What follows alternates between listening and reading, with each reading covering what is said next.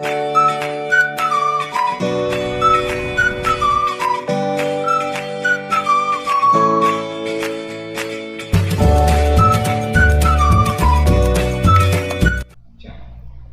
estudante do sexto ano. Estamos aqui para mais uma aula de redação. Eu sou o professor Silas e hoje nós falaremos sobre a ortografia da língua portuguesa. O que vem a ser a ortografia? A ortografia é a maneira de escrever as palavras corretamente, ou seja, significa escrita correta. Se você dividir a palavra ortografia em duas, nós temos orto, que significa certo ou correto, e grafia, estudo ou escrita correta. Enfim, dentro da ortografia da língua portuguesa, nós temos algumas palavras que causam a grafia delas causam muita confusão aos falantes da língua portuguesa. As palavras homônimas, palavras homófonas, parônimas, são palavras que costumam confundir o escritor de língua portuguesa. Então, é preciso estudar e conhecer essas palavras para não cometer alguns equívocos, principalmente no momento que você tenha que redigir um bom texto, seja um texto dissertativo ou não. Então, falaremos a respeito dessas palavras. Seção, com C cedilha no meio, seção com 2 S, seção com C inicial e 2 S no meio, mal com L, mal com U, mas, mais, onde, aonde, a do verbo haver, a artigo ou preposição, agente separado e agente tudo junto. Falaremos agora sobre mais, mas e mas. Então veja só a diferença entre essas três palavras. Mais indica grandeza, indica superioridade, indica quantidade. Então veja só, seu conhecimento cresce mais a cada dia. Mas exprime oposição, é sinônimo de porém, de entretanto, todavia. Então, é uma conjunção. Ganhou muito dinheiro, mas não aproveitou. Contrário, ela relaciona orações opostas.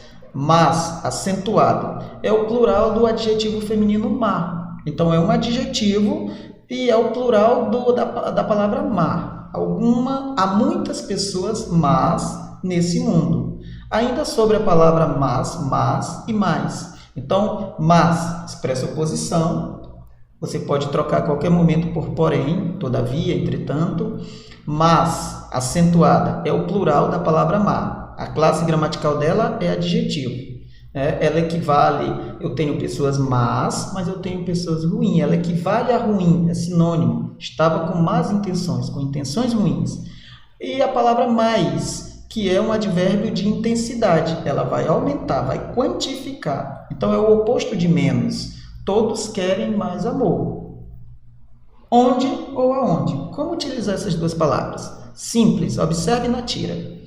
Onde você está? Estou onde sempre estive. Claro, onde eu estava com a cabeça. Fique onde está. Já sei aonde vou chegar. Juntos vamos aonde?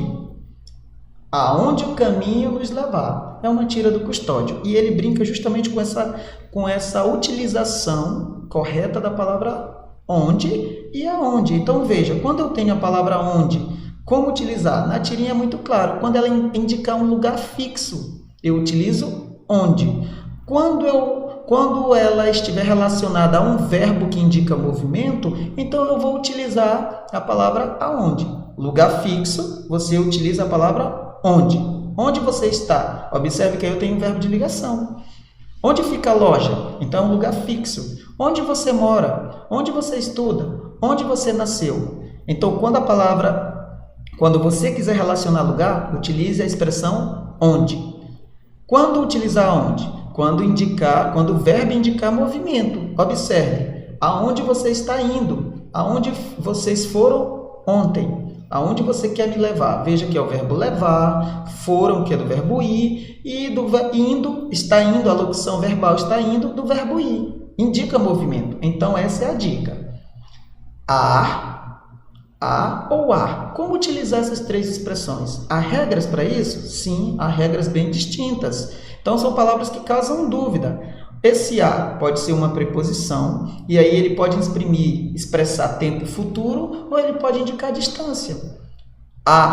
É um verbo, terceira pessoa, conjugado na terceira pessoa, então ele vai expressar tempo passado. Ele também, em alguns casos, pode equivaler ao verbo fazer, né? E também é sinônimo do verbo existir. Veja alguns exemplos. Viajaremos daqui a 2 dias. Perceba que eu tenho que utilizar a, porque ele vai expressar tempo futuro. Ó. Viajaremos, o verbo já te dá uma noção de futuro. E veja que aí ele também está expressando, né, tempo. 2 dias relaciona tempo. O apartamento fica a 200 metros daqui. Veja que eu utilizei o a, porque aí está relacionando o quê? Tempo, distância. Então, nós temos aí ele relacionando distância. Há mais de uma semana não vejo você. Agora, veja que o verbo ar, ele está expressando o tempo passado. Então, eu tenho que utilizar a expressão a, que é do verbo haver, que é um verbo impessoal nesse caso aí. Ele pode ser sinônimo de existir também, como é o caso. Ó. Ainda há vagas para aquele cargo na empresa. Ainda existem, ou existem vagas para aquele cargo na empresa. E eu tenho o ar, que é surpresa, que ele vai indicar surpresa, é uma interjeição. Ele vai indicar espanto, admiração. Ah, era você que estava roubando as galinhas? Ah, outro gol da Alemanha. Então veja que a expressão aí, a com H no final, ele é uma interjeição. São classes gramaticais diferentes, com sentidos diferentes e utilizações diferentes. É muito comum a utilização dessa expressão tá. Na internet esse meme, aí eu trouxe o meme da Mônica e a gente percebe que nós temos o a junto com o tá. Então veja só, quando ele está junto, ele significa um documento, um gênero textual, ata, que é um documento oficial de uma determinada reunião. Quando você quiser utilizar a expressão ar, que indica surpresa, então você tem que colocar o a, o h, vírgula, aí escreve tá, ou seja, eu entendi o que foi dito. A expressão ela serve para você passar para o teu interlocutor que você entendeu o que foi dito. Mal com U, mal com L. Como e quando utilizar. Para saber qual forma deve ser usada, basta inverter o sentido das duas palavras na frase. Por exemplo, utilizando bom, a palavra bom e a palavra bem. Então, mal com U é o contrário, né, o oposto de bom. Ele é um garoto mau, ele é um garoto bom. Ela está de mau humor, ela está de bom humor. Então, mal com U é o contrário de bom, é adjetivo, né? Morfologicamente é um adjetivo. Mal com L é o oposto de bem. Ele foi mal no teste, ele foi bem no teste. Eu dormi mal ontem, eu dormi bem ontem. E veja que aí é um advérbio, que é um advérbio de modo. A classe gramatical é diferente e o sentido é diferente. Eu trouxe aqui uma dica. Então, observe aí, ó, mal com L, olha o formato da letra L. Lembra um pouquinho o formato da letra E. Então, mal com L é o contrário de bem. É o contrário, são advérbios. Mal com U, olha o formato da letra U. Ele lembra um pouquinho o formato da letra O. Então, perceba que mal com U é o contrário de bom. Falaremos agora sobre as palavras homófonas. Seção com C cedilha no meio e seção com C no início da palavra. Então, a seção com 2 S no meio, ela significa um espetáculo, uma cerimônia, uma apresentação. A seção com C inicial e 2 S no meio, ela é uma forma do verbo ceder. Ceder significa de doar, dar alguma coisa. E seção com S inicial e C cedilha no meio é o mesmo que secção, ou vai indicar um departamento, um local ou um departamento.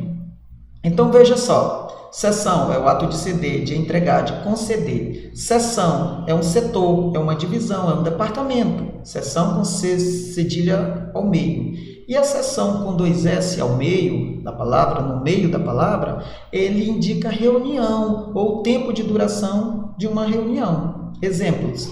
A cessão do terreno foi autorizada pela prefeitura. Observe a escrita da palavra cessão, com C inicial. A doação, né? A entrega do terreno foi autorizada, ele tem o sentido de entrega ou de doação. Comprei o aparelho na seção de eletrodomésticos. No supermercado, o que se vende lá é dividido por seções. Aquela seção do supermercado que indica um departamento, um setor, uma divisão, ela é escrita com S inicial e C cedilha no meio da palavra. A sessão de cinema começa às 19 horas. Então, observe que essa sessão aí, ela tem o sentido de reunião ou de tempo de duração. Então, ela é escrita com S inicial e 2S ao meio.